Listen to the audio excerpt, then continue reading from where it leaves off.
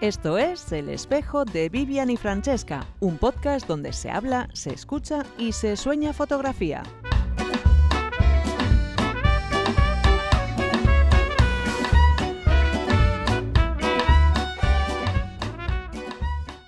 Nuevo episodio del Espejo de Vivian y Francesca con Inma Barrio. Con Leire Chazarra. Y hoy tenemos un invitado de lujo que es Manuel Outomuro. Bienvenido, Manuel. Muchas gracias por la invitación. Hola, y Manuel. nada, aquí estoy a vuestra disposición. Qué bien. Qué maravilla. Nos hace muchísima ilusión hablar Sí. contigo, porque ya te dije yo vía email que admiramos muchísimo tu trabajo, que a mí me parece un trabajo soberbio personalmente. Yo creo que nos estamos de acuerdo. Sí. Muy elegante, muy minimalista, muy del estilo de lo que nos suele gustar Sí. a nosotras.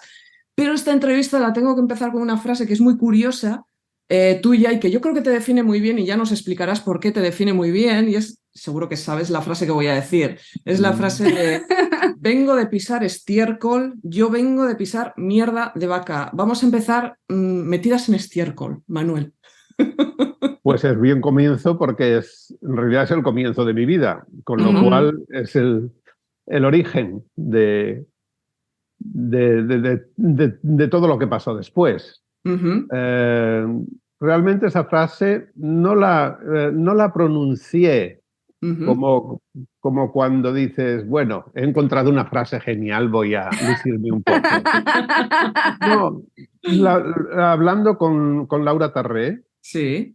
que hizo la entradilla de mi libro de los retratos editado por La Fábrica, ella trabajando en el texto pues me dijo, cuéntame algo aparte de hablar de fotografía, cuéntame algo de tu infancia y demás, ¿no? En los 10 años que viviste en Galicia, en un medio muy rural, sí, muy agrario. Y entonces salió eso. Digo, mira, Laura, yo vengo de pisar estiércol, de pisar mierda de vaca. Sí. Todo lo que viví hasta los 10 años ha condicionado mi forma de ver. Además, ahí también hablas del barro, ¿no? Del barro, la luz, de los charcos, de la luz. Exacto.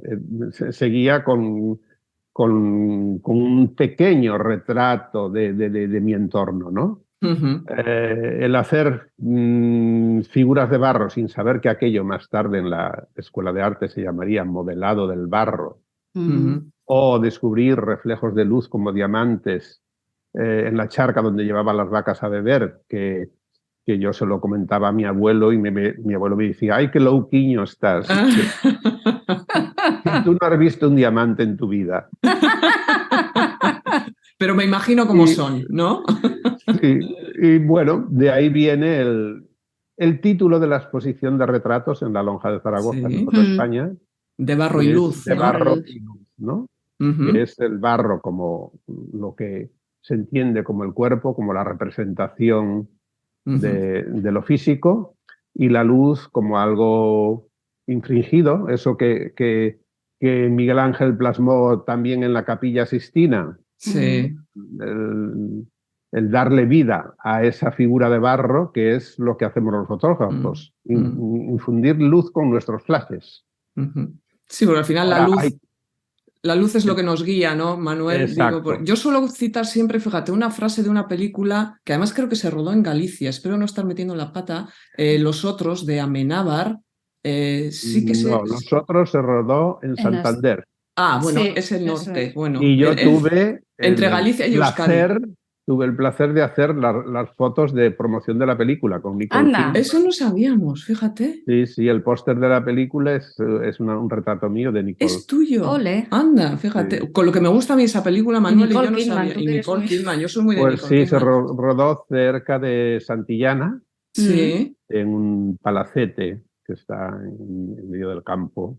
Sí. Y después los interiores se rodaron todos en Madrid, en estudio. Pues fíjate, te citaba yo esa película porque esa película tiene una frase que a mí me parece que es muy buena para definir lo que supone la luz en fotografía. Hay un momento en el que Nicole Kidman, precisamente el personaje de Nicole Kidman, dice algo así como en esta casa lo único que se mueve es la luz, pero la luz lo cambia todo. Sí, pues no era consciente de que había dicho esa frase, y mira que he visto la película a veces. Pues hay que verla otra vez.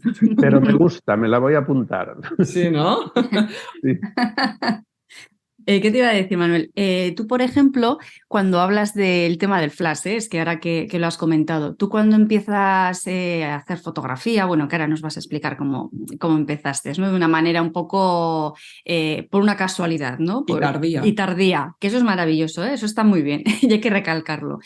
El uso del flash, ¿no? Que tú te das cuenta de tu limitación de formación fotográfica, por decirlo de alguna manera, cuando después de 3 años te das cuenta de que hay cosas que quieres hacer y a las que no llegas, ¿no? Entonces te das cuenta que necesitas un poco más de formación y utilizar el uso del flash.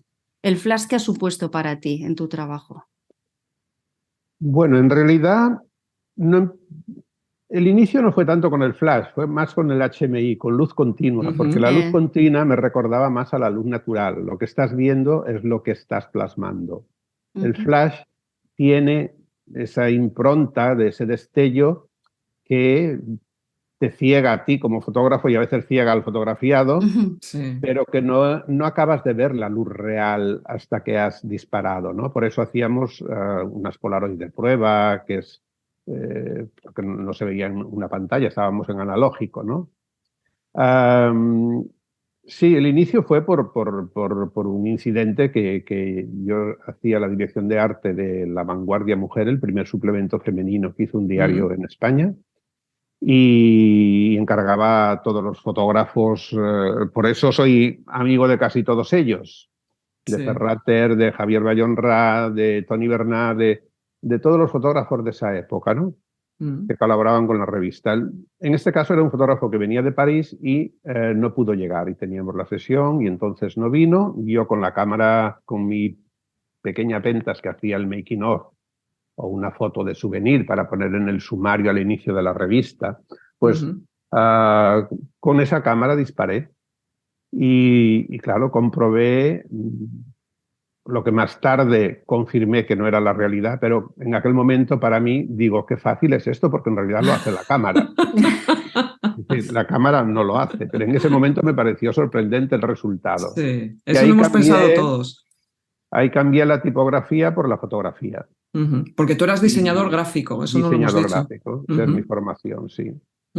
Y estuve 3 años disparando solo con luz natural, porque mi técnica fotográfica era nula completamente. Y mira que trabajaba con los mejores fotógrafos y veía distintas formas de disparar, porque cada uno tenía sus secretos, dijésemos. Para mí esos secretos no eran tal secreto porque los descubría en estas sesiones, ¿no? Pero no me fijaba para nada, estaba más pendiente de que se cumpliera un poco el storyboard que a veces llevaba dibujado y que servía de referencia para esa sesión, ¿no?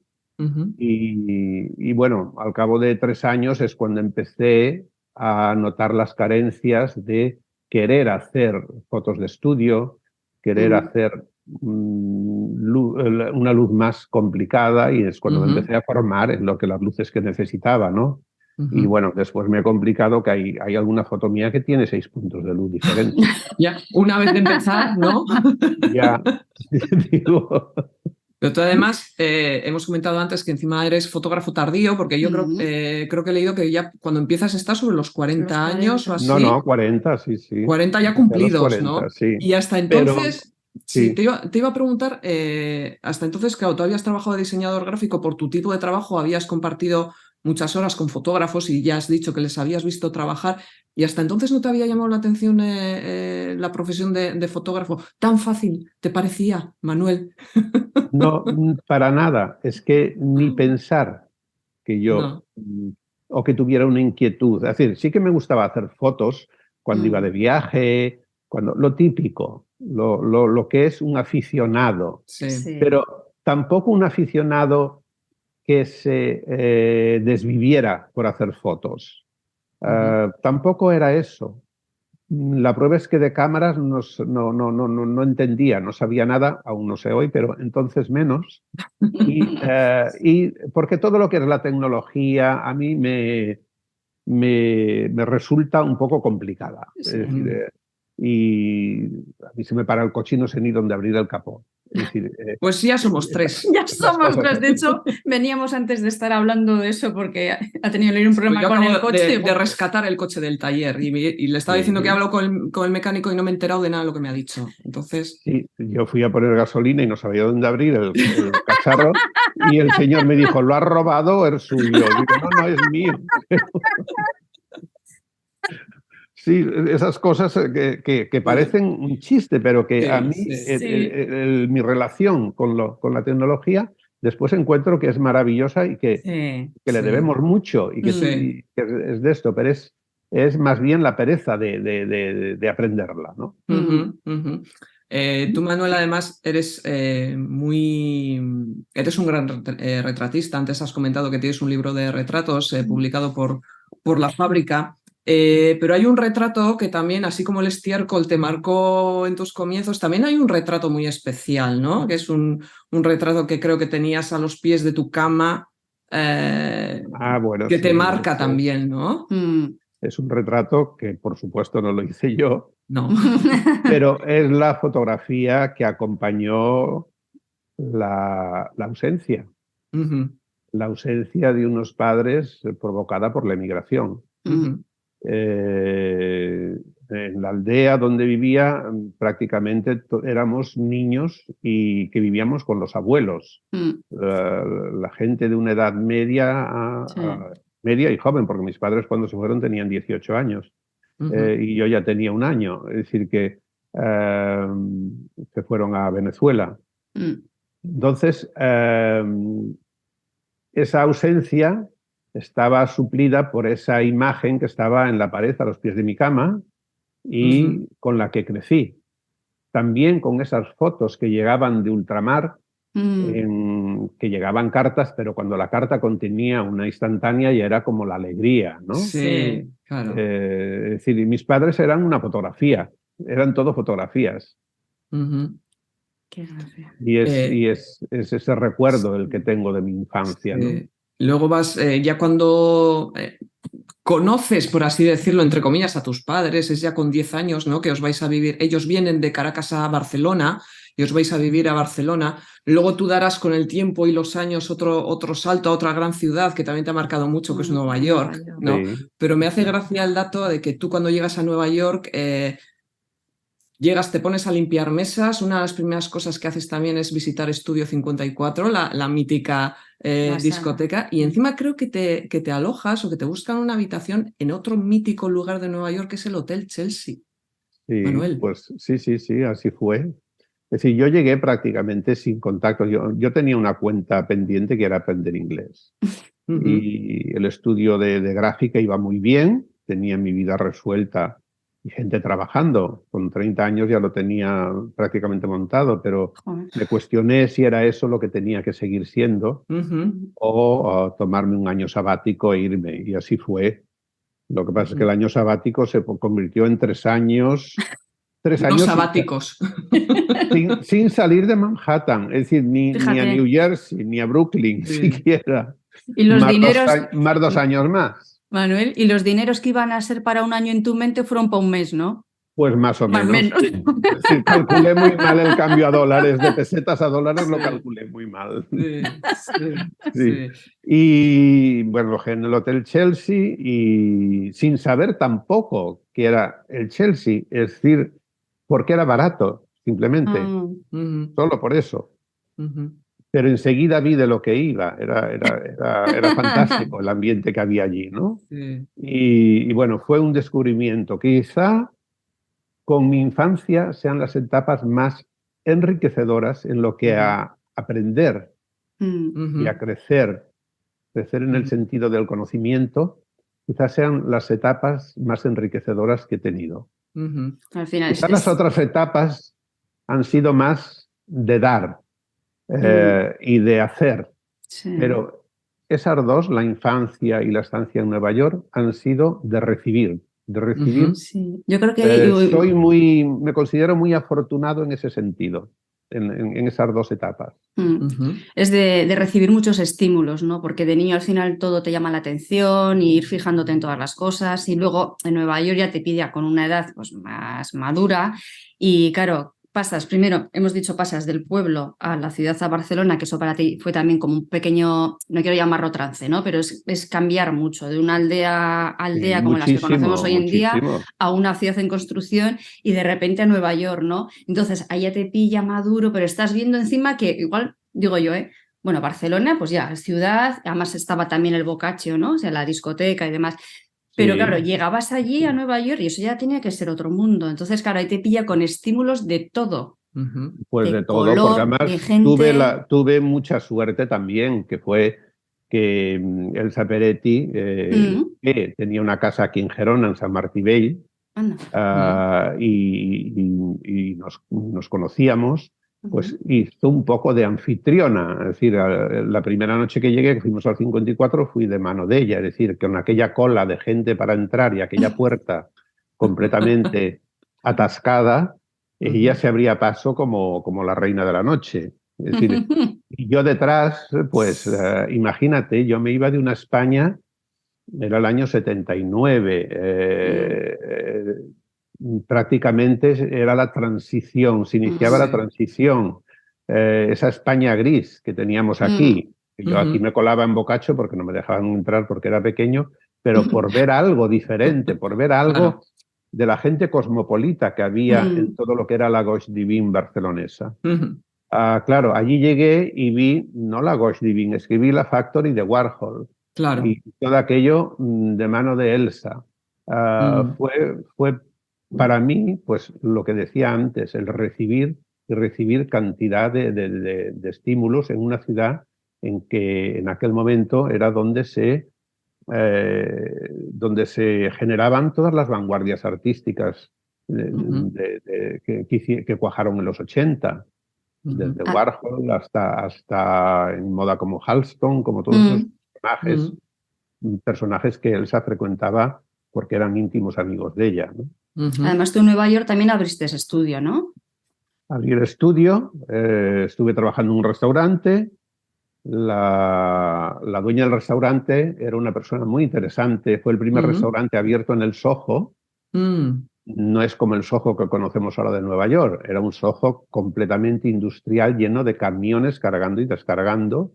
Y en medio de toda aquella basura y de todo aquel lío que había, se empezaban a abrir, pues Leo Castelli abrió la galería, Marianne abrió el Ojo So, este restaurante, donde la primera noche que fui estaban rodando Manhattan de Woody Allen. Anda.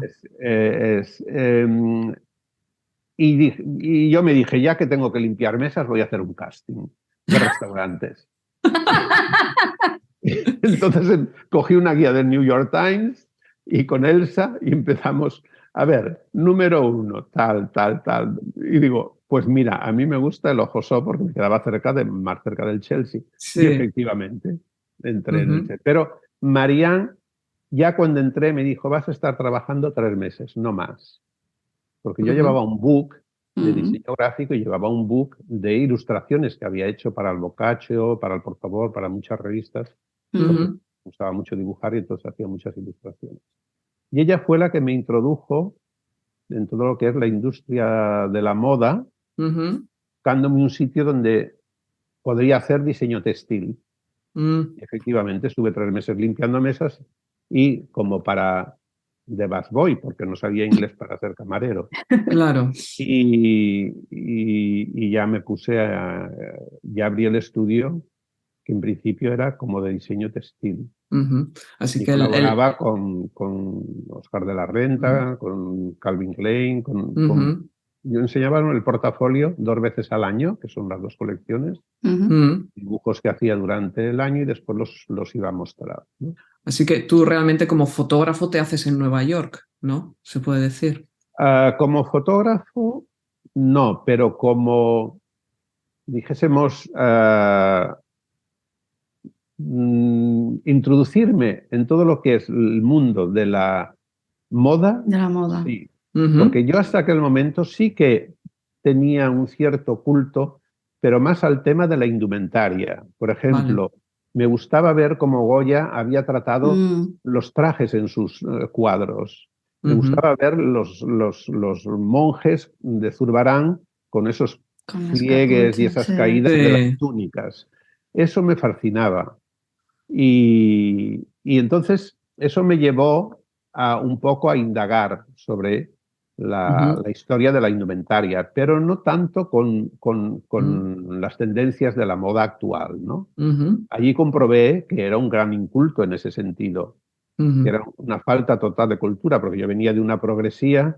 Imagínate, yo venía de estar en la revista Por Favor, que era una revista Sí, militante, sí. 100%, con Vázquez Montalbán, Forges, Peric, todos estas, Maruja Torres, estábamos todos allí en esta. Yo era el pequeño de Sí. la casa, ¿no?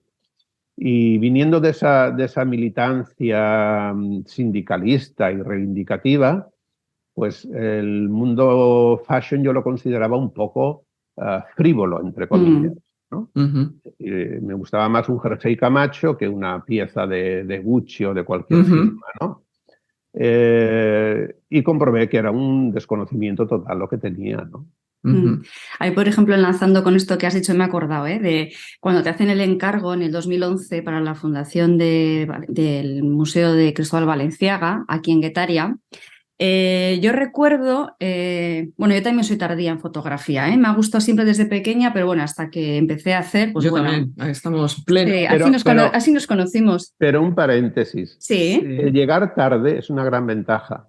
Estoy de acuerdo en eso. Gracias. Porque, y yo se lo digo a mis alumnos en la masterclass, digo, es que todas las concesiones que yo hice a la tipografía, cuando inicié la fotografía, digo, a la fotografía no le voy a hacer ni una sola, porque no me hace falta, porque ya después de instalar el estudio en Nueva York y después aquí en Barcelona, seguía con la dirección de arte y ya dejé de hacer diseño textil, pero hacía mucha imagen para muchas empresas y diseñadores importantes en la industria del textil, ¿no? Esa idea de llegar tarde fue un gran acierto, porque tienes la experiencia de haber llegado antes a otro sitio y de no hacer las concesiones que has hecho. Estoy de acuerdo. Yo también. Exacto. Me he quedado así porque estoy un poco emocionada con lo que has dicho. ¿Sí? Pero, ¿sabes por qué? Es que yo tengo como 3 exposiciones de fotografía que son las que me han marcado a mí, y son la primera fue con la tuya precisamente en Balenciaga, porque claro, por aquí tampoco es que hubiese muchas exposiciones de fotografía, es como que siempre eso pintura o que no quiero desmerecer, pero bueno, fotografía aquí no había nada. Y me acuerdo que fui al museo y ver tus fotos allí, se me está poniendo la piel de gallina. Y no es ninguna... O sea, no es por ablandarte, es verdad, porque yo decía, pero ¿cómo un botón, un pliegue, un no sé qué, sin estar un modelo, ¿no? Porque encima es que justo veías esa parte de la pieza de la prenda. ¿Cómo podía transmitir tanto? Y luego, claro, luego me he informado, ¿no? Pues eso, que al final para ti los primeros días también fueron complicados, porque claro, no tienes un modelo al que dirigir. No tienes la anatomía. No tienes la anatomía. Es una naturaleza muerta. Eso es. Y luego la luz, no le puedes decir, pues muévete un poquito para aquí o lo que sea, ¿no? Exacto. Sí. Y es chulo porque luego tú, por ejemplo, ya empiezas a meterte en la cabeza de Balenciaga, ¿no? Y precisamente esas referencias de los ropajes de Goya, o sea, todo eso en tu cabeza explota, pero porque vienes de atrás, ¿no? ¿Cómo fue esa experiencia de la exposición, de preparar? Pues, es decir, yo primero, cuando me llamaron del ministerio, porque el encargo venía de llegar a cerrar todos los problemas que hubo para llevar adelante el museo. Sí, Entonces, el encargo vino del Gobierno Central y del Ministerio de Cultura.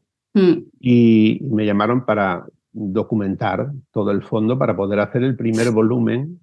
Ahora vamos a trabajar en el segundo volumen. Ole. De todo lo que donaciones y adquisiciones pocas, pero más donaciones de estos últimos 10 años. Entonces, para abrir el museo necesitaban este referente y esta documentación de todos los trajes, ¿no? Mi primera idea fue pues decirles si habían pensado que yo no soy un fotógrafo de bodegones y que nunca había hecho este tipo de trabajo y que no me veía como capacitado para hacerlo, ¿no? Pero bueno, dice que no buscaban un fotógrafo de bodegones, que buscaban alguien un fotógrafo que conociera bien la moda, pero que le sacara a un bodegón un punto que no tiene un fotógrafo de bodegones. Era la explicación. Bueno, total, que dudaba mucho, pero me dijeron que me fuera 3 o 4 días allí, que probara y que viera a ver que el primer y segundo día mal, pero al tercer día ya empecé a descubrir. Mejor. Sí, porque es lo que dices tú. Empecé a sacar toda la iconografía de eso, de las referencias pictóricas, de los grandes, cómo trataban la indumentaria. Yo supongo que Goya, cuando ponía delante una de estas, la duquesa de Alba o quien fuera, seguro que aquel pliegue lo arreglaba, aquella forma la da. Incluso entiendo que yo también lo hago ahora, que digo, mira, con este fondo y con esta localización, este traje te va a ir mejor que este otro. O a mí me va mejor para hacer una foto, para hacer la imagen que yo me gustaría hacer, esta imagen que ya estoy haciendo en la cabeza muchas veces antes de dispararla. Sí. Entonces, estoy seguro que Goya intervenía en esa elección. Porque no puede haber tanta coordinación entre una cosa y otra. Mismo que Zurbarán, estoy seguro que tocaba aquellas... yo tenía un poco de complejo cuando hago las sesiones y me he visto a veces en un making of de estar tirado en el suelo arreglando una cola. Sí. Que después vi un documental de la Anne Leibovitz y hace lo mismo. Y digo, hombre, Claro. menos mal, porque ya tenía, en el making of siempre decía, cortar ese trozo, ¿no? No, porque es muy difícil decirle al estilista, gira la cola 35 grados, pero que después vuelva. No, es que tú la estás dibujando cuando la estás poniendo. Y la estás, ese pliegue, le estás dando la cadencia que tú necesitas para que en esa imagen que ya estás construyendo sea, ¿no? Y supongo que cualquier pintor que se enfrenta a un lienzo en blanco y tiene delante ese modelo, de alguna forma esa indumentaria tiene que tocarla. Claro. Porque es imposible que sobre todo cuando alguien se siente, todo quede perfecto y todo quede muy bien colocado. Y ahí es donde entra esa construcción de la fotografía, esa construcción de la pintura. Entonces, pensé en eso y eso me ayudó a construir con esos maniquís, porque te decían, aquí viene Grace Kelly, pero venía un palo seco sin cabeza, con un traje que Grace Kelly había... Bueno, venía un sobre con toda la iconografía de ese traje, y ella lo llevó a una recepción, en qué años lo estrenó, si lo volvió a sacar en otro evento o no. Allí venían documentaciones de cada uno de los trajes, que te ayudaban un poco a ver pues, qué movimiento tenía cuando andaba en algunos, pero no en todos. Y con eso empecé a considerar que aquello era un reto que debía afrontar, ¿no? Entonces, hay algún traje que está como realmente colocado, muy colocado, y tengo que decir que pasé allí como entre una cosa casi 4 o 5 semanas y la mitad de todos esos días los pasé tirado por el suelo. Porque además Balenciaga tiene mucho traje largo. Sí, es verdad. Postura, sí, ¿no? Y muchísima tela. Es un trabajo que es un regalo. Porque no solo ves de cerca la obra de un gran maestro, también ves toda esa iconografía que es la vida de unos años determinados y de lo que pasó en esos años determinados, con esos personajes que vestían de Valenciaga. Y tú tienes la oportunidad, además, la gran oportunidad y el privilegio de volver a darles vida, ¿no? De alguna manera, a través de la cámara. Ya que estamos hablando de cosas ya más concretas, de la fotografía de moda, yo quería preguntarte cómo has visto en los últimos años la evolución de la fotografía de moda. En algún sitio te he leído como que antes, por ejemplo, teníais más oportunidad de publicar trabajos con un sello más autoral y que eso ahora se ha perdido muchísimo? A ver, teníamos la suerte de que los directores de arte y los equipos de las revistas eran muy respetuosos. Entre otras cosas, si dabas un encuadre, te mantenían el encuadre, ya sabiendo qué medidas tenía la página de la revista.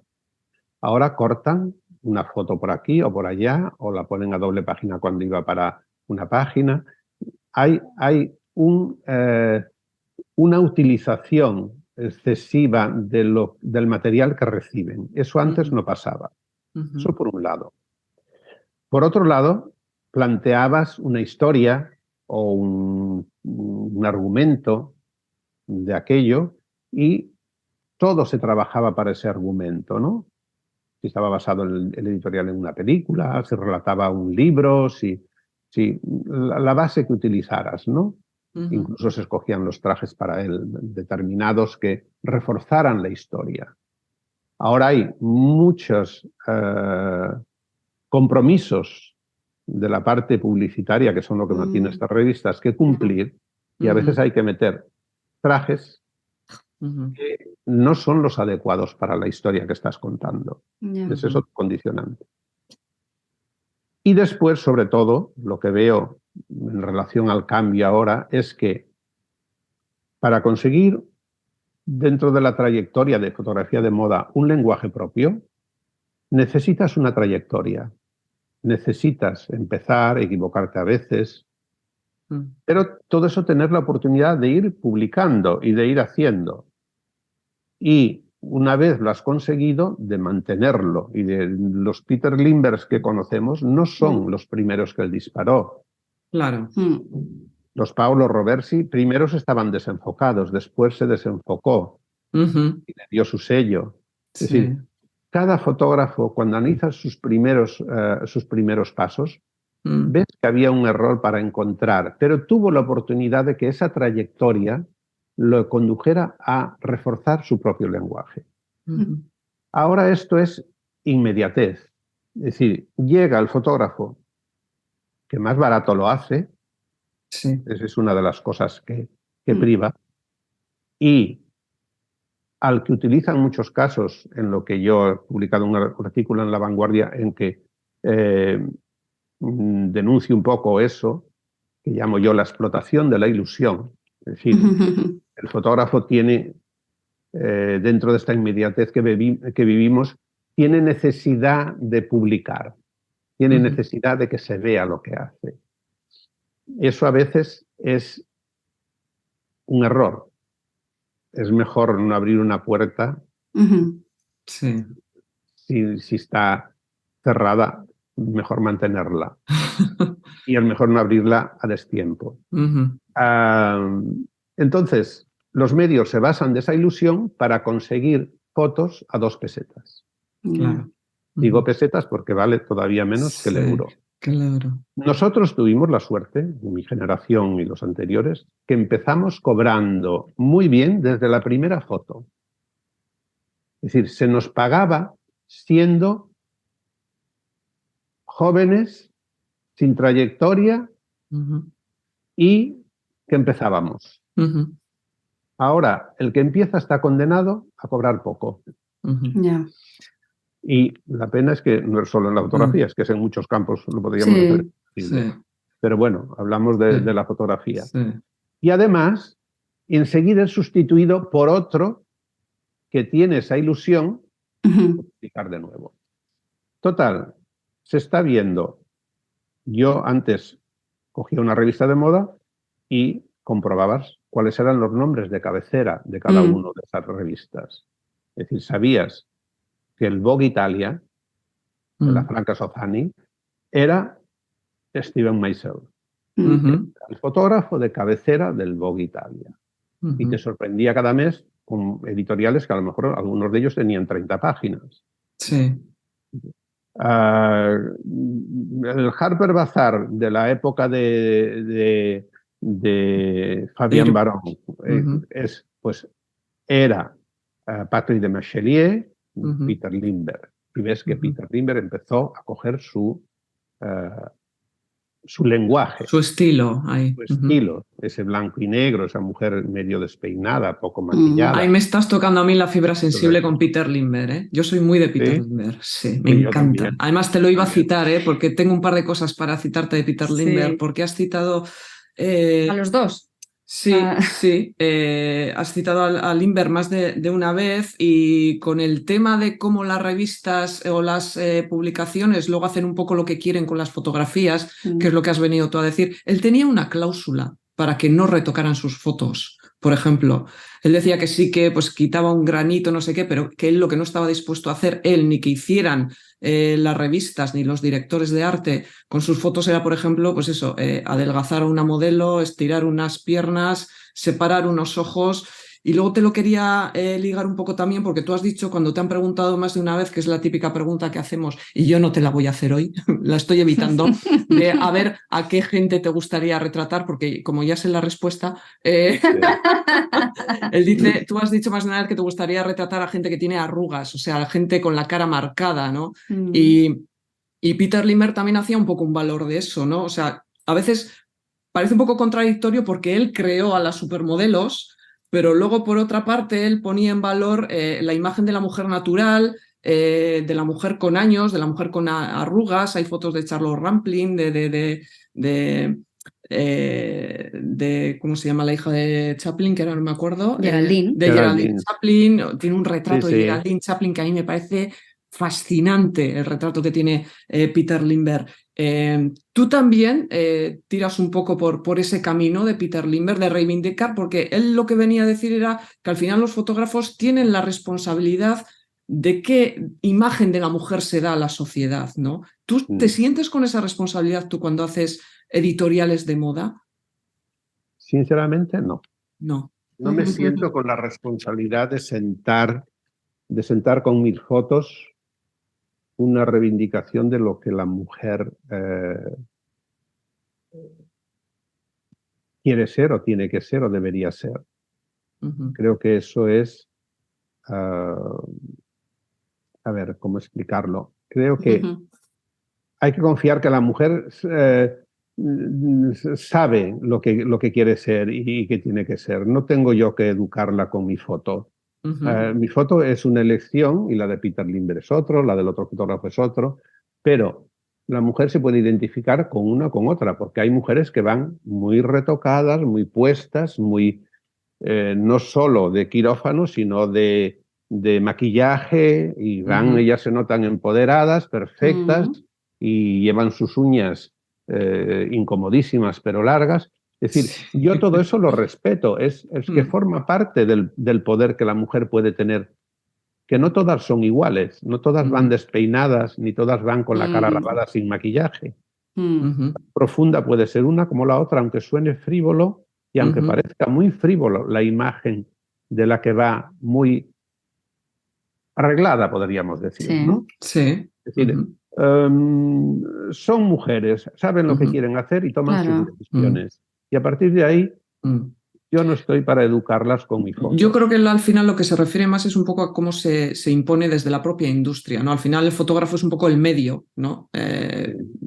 Por el que se crea esa imagen, el que crea la imagen en la práctica, pero bueno, por detrás, y tú lo sabes mucho mejor que yo, hay todo un trabajo previo, ¿no? De los que diseñan cómo tiene que ser la sesión, la imagen, qué idea se quiere dar en esa sesión, qué sentimientos se quiere transmitir. Él cuenta una anécdota que a mí me parece muy significativa de cómo él está en un programa de televisión, no sé si es un debate en torno a la mujer o a la moda, y hay alguien, un representante de la industria de la moda, que dice algo así, que nuestro trabajo consiste en hacer soñar a las mujeres, ¿no? O en hacerles soñar que pueden ser así, que pueden ser esto, y él les contesta que tiene la sospecha de que igual están confundiendo sueños con pesadillas. Al final yo creo que lo que se refiere es un poco a imponer una imagen muy determinada y dar la sensación de que tienes que encajar en esa imagen, ¿no? Yo creo que ahí es donde está el error. Otra cosa es pensar que eso es responsabilidad de los fotógrafos, que yo no creo que sea así, pero yo creo que él se refiere un poco a eso, ¿no?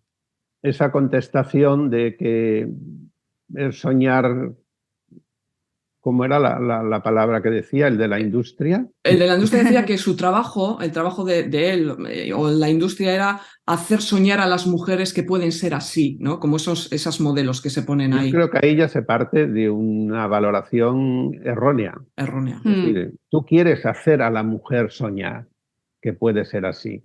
Ya estás enseñándole a esa mujer, ya la estás condicionando, ya te estás... Mira, sueña que vas a ser así y así. Teledirigiendo, ¿no? Y trabajamos para que sueñes. Déjalas solas. Las mujeres ya sueñan ellas, no hace falta darle mucha oferta.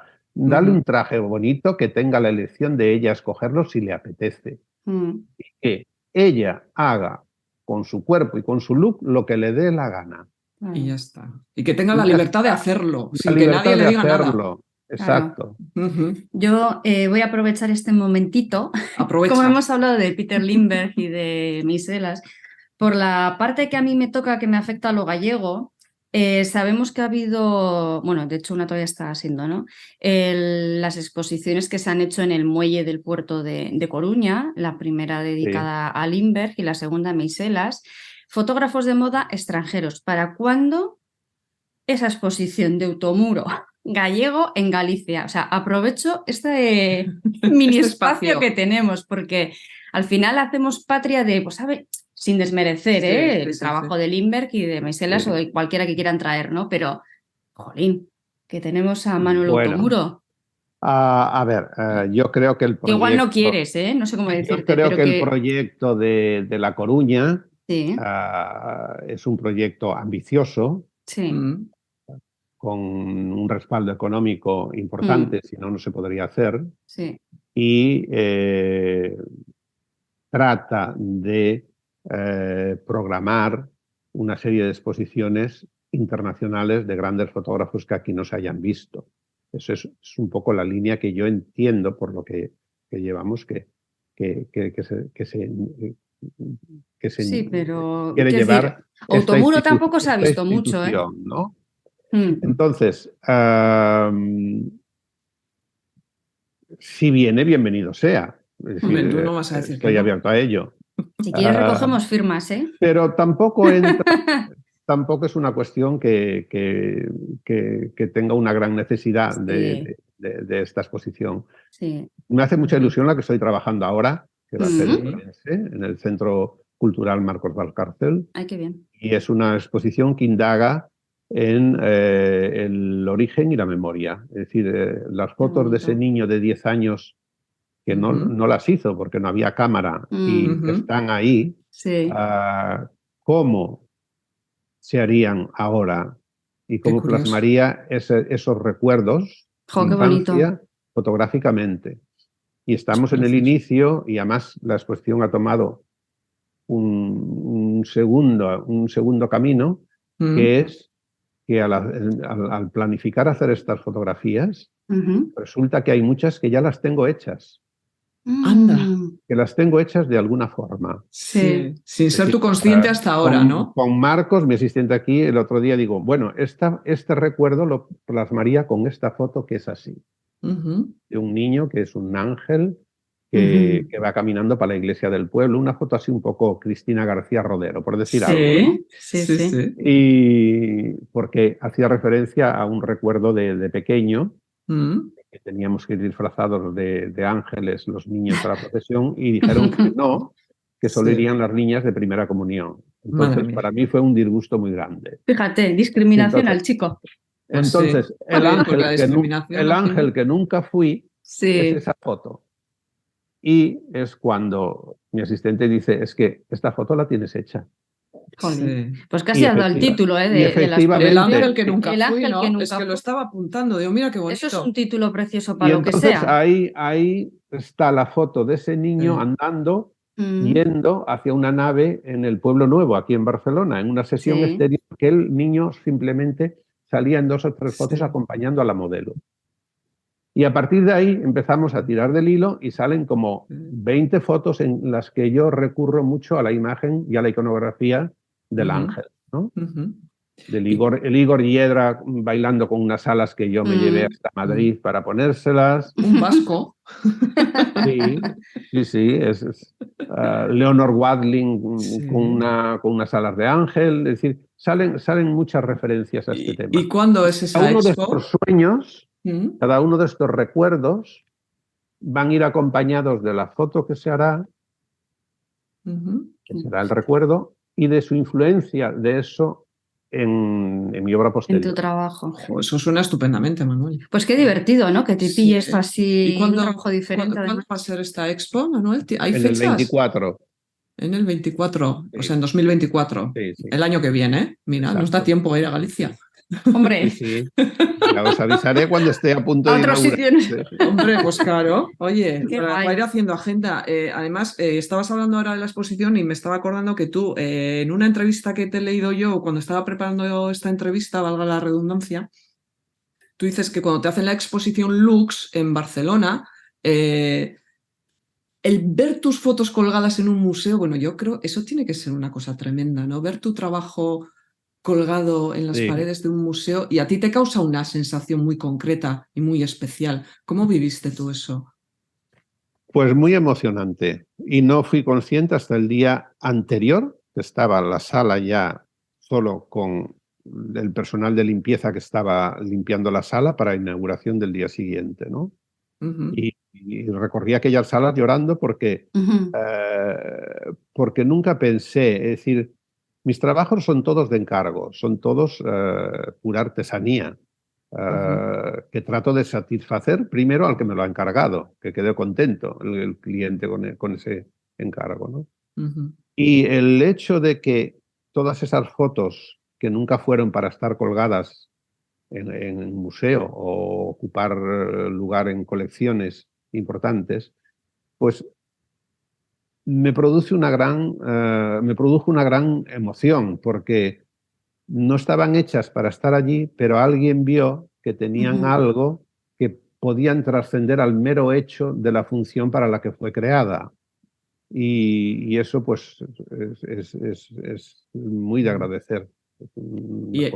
Y llega un momento además que tú dices, ¿y ahora qué? ¿No? O sea, te hacen una retrospectiva y dices, sí, ¿ahora voy a seguir con lo mismo o qué? ¿Y qué es lo casi que...? 2 meses como medio paralizado, ¿no? Sí. ¿Y qué decidiste? Porque por primera vez fui consciente, en aquella época cuando me hicieron, yo estaba posproduciendo una sesión y preproduciendo la que venía. Hay agendas de ese año en que he llegado a hacer 70, 80 sesiones de fotos. Eso supone una cada 2 días, cada 3 días, una sesión. ¡Qué barbaridad! Tremendo. Con lo que eso suponía, que había viajes, había planificación, había reuniones, había todo eso. Entonces, yo lo que hacía era producir, y me decían, ¿qué lenguaje tienes? A veces me preguntaban, y yo qué sé qué lenguaje tengo. Yo hago y ya está. Es decir, no me preocupaba en absoluto, me preocupaba de hacer. Pero el hecho de hacer es el que va creando el lenguaje. Es decir, el camino ese que se consigue haciendo.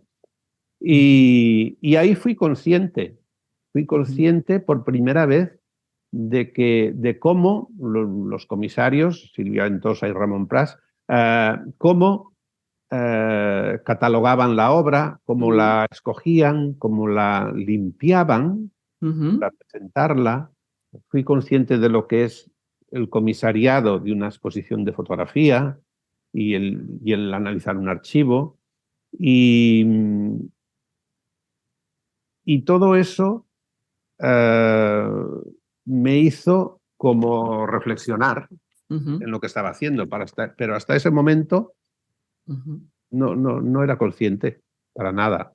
Y esa expo que estás preparando ahora, que es un trabajo, por lo que nos has explicado, muy personal y que no es un encargo, entiendo, ¿no? Sino que es algo que sale más de ti. ¿Eso viene un poco de ahí, de esa reflexión? Es un encargo de la Diputación de Orense. Sí. Bueno. Para el Centro de Arte Marcos Valcárcel. Sí, pero es marcadamente personal, decía en ese sentido. Es un trabajo muy tuyo. Te preguntaba si este trabajo de ahora viene un poco de esa reflexión que hiciste entonces. No tanto, no viene tanto de ahí, como la fuerza que están tomando los recuerdos cuando me hago más mayor. Yo nunca he sido y he mirado el tiempo con la nostalgia. Siempre he dejado que transcurriera. Pero desde hace pocos años, quizá 3 años, 4, hay un retomar y un recrearme a veces, lo que me gusta, en la memoria de esos años vividos hasta los 10, de esa etapa vivida hasta los 10 años. Y de ahí es de donde viene, de eso. Juan Manuel, con eso vas a tener que hacer un libro. Sí, eso es lo que ahí me lo has quitado a mí el comentario. Sí, no, está en marcha también. Va a haber libro. Bueno, dentro del proyecto hay libro. Sí. Bueno, pues ya me has hecho feliz, Manuel. Ya sabes que a mí me van mucho los libros. Bueno, y ya tendrían que las editoriales levantarte un monumento. Eso les digo yo. Que te escuchen, a ver. Porque, de verdad, eso le digo yo. La difusión que están teniendo los otros libros con tu Instagram es... Sí. Eso le chincho yo, que nos cuesta mucho ponernos en valor. Y nos cuesta, suena mal, pero al final ella está haciendo... Es esa parte, ¿no? De que ella lo hace con todo ese amor y con toda esa entrega, pero también hay un trabajo por detrás. Y encima, claro, detrás hay mucho... Claro, porque es que encima hay que estamos analizarlo, viendo... hay que buscarlo, hay que encontrarlo, hay que mostrarlo. Nos estamos educando, ¿verdad, Leire? Sí, estamos. Porque yo digo, a ver, tú dices, sacas de este libro, ¿no? Y de repente te están diciendo, José ha agotado tal y cual. Hombre, pues a ver, tú estás haciendo un trabajo a alguien del que tú no Otra cosa es que no lo hagas por eso, pero al final, aunque sea de rebote... Claro, pues... pero es que al final es un curro. O sea, con perdón, es un trabajo que es lo que decimos, ¿no? Que te estás menospreciando en el sentido de que sí, tú lo haces porque a ti te gusta, pero otros está beneficiando. Y es como lo que hay un beneficio, es como lo que decía Manuel, ¿no? De la profesión, de cómo está ahora a cómo era antes.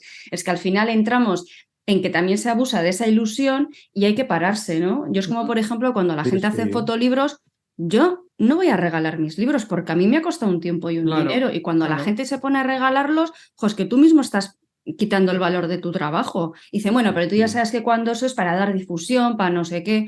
Hombre, pues yo tengo que pagar una factura. Los libros y las fotos no se regalan. No se regalan. Claro. A mí eso me lo dijo una vez otro gallego, al que quiero, vamos, tengo una devoción con él, que lo sabe, que también va a pasar por aquí, por el podcast. Bari Caramel. Yo le adoro. Bari, sí, y yo le adoro también. Es verle ese abrazo que te da y ya se te va todo. Y él me decía, Ima, las fotos y los libros nunca se regalan. Y fue de las primeras lecciones y es que es verdad. Claro. Yo también soy partidario de eso. Sí, pues mira, vamos a acabar así como todos de acuerdo, que está muy bien, ¿no? La verdad es que... Bueno, antes habrá otra exposición antes de la de Galicia. ¿Otra? ¡Ay, qué bien! Pero bueno, qué bien. Que tiene que ver también con el camino de conseguir la foto. Que son los contactos, una revisión de toda la época analógica. ¡Ostras, qué bonito! Y hacerla con los contactos. ¿Y eso va a tener libro? Eso creo que de momento no, pero de momento no, bueno. Esperemos que después de la exposición... Me lo haré yo mentalmente. Bueno, si tenéis intención de hacer libro, habla conmigo. Es bastante inmediata. Bueno, pues cuando... Como la institución que lo programa no lo ha hecho a un público, no, tranquilo. Pero, bastante has hecho ya con adelantarnos y ponernos también en los labios. Si quieres hablar de libros, habla conmigo, que ahí te ayudo yo. Sí, que está a punto de parir. Que estamos a punto de parir un proyecto muy interesante de imprenta. O sea que sí. Y yo que lo he visto, puedo decir que está... Sí, con un gran respaldo por detrás y gente muy profesional. O sea que estamos muy ilusionados. Para terminar, Manuel, solemos hacer siempre una pregunta y es ¿qué es lo que te ha aportado a ti la fotografía, así, en general?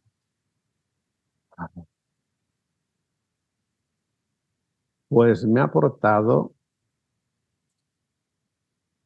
sobre todo vida, es decir, vida en todos los sentidos. En el sentido de poder vivir mejor, sin preocuparme económicamente, pero sobre todo en todos los conocimientos, en toda la gente que ha pasado delante de la cámara, que siempre de alguna forma dejan una impronta, dejan algo y dejan algún conocimiento, algo que desconocías que en esa sesión surge. Y nada más, es que Te parecerá poco. que Nada más vivo y para nada ello, menos. es decir, es la vida, es Parecerá la poco. pasión.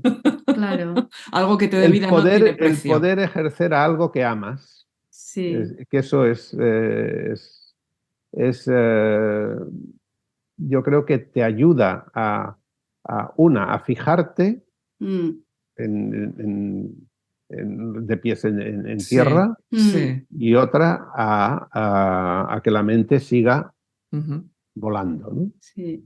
Eso es. Fíjate, a fijarte y a volar, ¿no? A Sí. estar con los pies Sí. en el sueño. Esas Y al alas de mismo ángel. tiempo, sí. Esas Esas alas de El ángel, barro ángel que nunca fijado a fui. la tierra, el barro fijado a la Sí. tierra y Eso la luz es. volando. Eso es. Mm, Manuel Outomuro, ha sido un placer Qué maravilla. enorme Sí. estar hablando contigo, repasar tu trayectoria, Sí. hablar de fotografía, hablar de la vida, Mm. hablar de barro, de luz y de Exclusivas. todo. Es que hemos tenido de todo. Yo Nos soy has- una piel de tú- gallina, me vas a tú has perdonar. dicho antes todo lo que te dio la ciudad de Nueva York, todo lo que te ha dado también tu infancia, todo lo que has ido recogiendo de tu infancia, todo lo que te ha dado la vida, todo lo que te ha dado la fotografía. Pues tú nos has dado, Manuel, uno de los mejores capítulos. Sí. Te lo digo de verdad, del espejo de Vivian y Francesca. Así que muchísimas gracias Sí, ha por sido dedicarnos maravilla, sí. este tiempo, Manuel. Sí. Ha sido un Gracias a placer. vosotras. Nada. Gracias a vosotras y felicidades por vuestro trabajo. Gracias. Pues cuídate mucho y esperamos vernos pronto en Galicia Sí. y disfrutando de alguna de O tus antes por exposiciones. aquí. O Pues antes por también. aquí también, oye, Sí. ¿por qué no? Ya tenemos unas cuantas Eso citas, es, tenemos que eso es. coger Como me dijo a agenda mí de... una vez un compañero con el que trabajé en televisión, y porque él era argentino y nos despedimos ya cuando acabamos la grabación de un programa, me dijo una frase que a mí me gustaba mucho, que decía algo así como que la vida es el camino más bonito para encontrarse. Pues mira. Así que ojalá nos encontremos muy Pues prontito. por aquí o por el País Vasco, que estaré pronto allí haciendo También, Valenciaga. Pues nos avisas, ¿eh? Nos Jesús. avisas Vale. y Muy bien. hacemos ya relación física. Eso ¿eh? es. Que esto Exacto. siempre queda muy, muy virtual. Así que muchísimas Mil gracias, gracias, Manuel. Gracias. ¿Eh? Gracias. Un beso. Venga, Agur. agur. Adiós.